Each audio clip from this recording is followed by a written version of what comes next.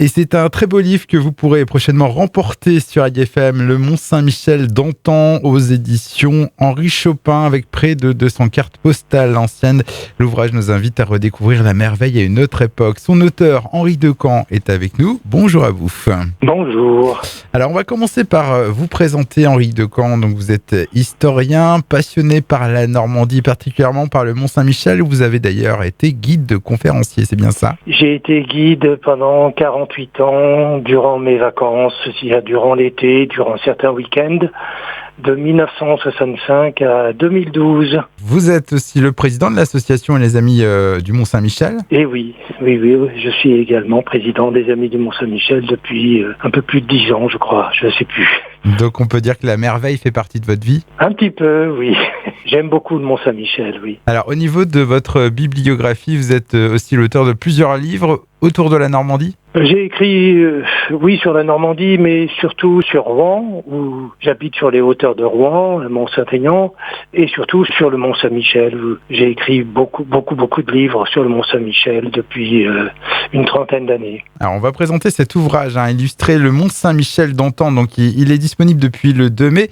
Il s'agit en fait d'une réédition, c'est bien ça? Il s'agit d'une réédition. La première édition donc était de 2013, et je suppose qu'elle est épuisée, et que c'est pour cela que l'éditeur, Hervé Chopin, la réédite en changeant uniquement la photo de couverture. Qu'est-ce qui vous avait donné envie à l'époque de présenter l'histoire du Mont-Saint-Michel à travers des cartes postales anciennes? Et je l'avais déjà fait pour d'autres éditeurs. Mon premier livre, publié en 1975, s'appelait La belle époque au Mont-Saint-Michel. Et quelques années plus tard, j'ai publié chez Ouest France Le Mont-Saint-Michel à la belle époque. Et donc, quand Hervé Chopin m'a proposé de faire un nouveau livre, ma collection de cartes postales s'était enrichie, donc j'ai accepté bien volontiers. Surtout que c'était assez facile, je n'avais même pas besoin de prêter mes cartes postales. Quelqu'un de la maison d'édition est venu chez moi et a scanné partie de ma collection pour faire le livre. Donc toutes les photos sont issues de votre collection? Oui, exactement toutes, oui. Donc il y a donc on a dit à peu près 200 cartes postales anciennes. Justement, oui. Alors qu'est-ce qu'on peut y trouver en termes de cartes postales? On trouve des cartes postales qui sont souvent très vivantes, notamment la rue commerçante du village est souvent représentée avec les commerçants qui posent devant leur vitrine avec leurs employés, quelques visiteurs. C'est toujours très très vivant, et les cartes postales de l'abbaye montrent l'abbaye en plein chantier, parce que c'est une époque où l'on grands travaux de restauration pour sauver l'abbaye qui, entre 1793 et 1863, a servi de prison. Elle était dans un état un peu pitoyable lorsqu'on a fermé la prison en 1863. Et puis alors, il y a des moyens d'accès nouveaux au Mont-Saint-Michel.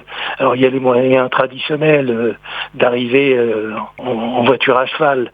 Le plus pittoresque étant de traverser la baie à partir de Genêt. Mais il y a aussi un moyen d'accès moderne. À partir de 1901, on a relié le mont avec Pontorson, où passait une ligne des chemins de fer de l'Ouest. On a relié donc le mont à Pontorson avec un petit tramway à vapeur qui permettait d'amener au mont des centaines de touristes et de pèlerins. Alors tous ces clichés sont donc à découvrir dans ce livre Le Mont-Saint-Michel d'antan, des photos donc qui s'accompagnent également de textes, puisque cet ouvrage se découpe en plusieurs chapitres. Alors oui. Ça va de l'histoire de la baie, la présentation du village, de l'abbaye, mais aussi le quotidien des habitants du Mont. Le quotidien des habitants du Mont, qui étaient des commerçants, mais aussi des pêcheurs, avant tout des personnes qui travaillaient pour accueillir les visiteurs. Alors c'est vrai qu'en regardant un peu les photos de votre livre, on s'aperçoit que finalement les rues du Mont-Saint-Michel sont un peu plus clairsemées qu'aujourd'hui, on va dire. Eh oui. Oui, on estime qu'en 1910, il y avait 100 000 visiteurs par an. Alors qu'aujourd'hui, c'est difficile de dire combien il y a de visiteurs au Mont-Saint-Michel. On peut dire qu'il y a au moins près d'1,5 million de visiteurs, à coup sûr. Ce sont ceux qui entrent à l'abbaye. Mais comme tous ne montent pas à l'abbaye, on estime qu'il y a environ 3 millions de visiteurs au Mont chaque année, ce qui est considérable. En tout cas, merci Henri Decamps de nous avoir accordé quelques minutes pour nous présenter donc cet ouvrage, Le Mont Saint-Michel d'antan, actuellement disponible aux éditions Henri Chopin. Je vous dis au revoir et puis peut-être à bientôt pour présenter un tout autre sujet. Et merci de m'avoir interviewé. Au revoir.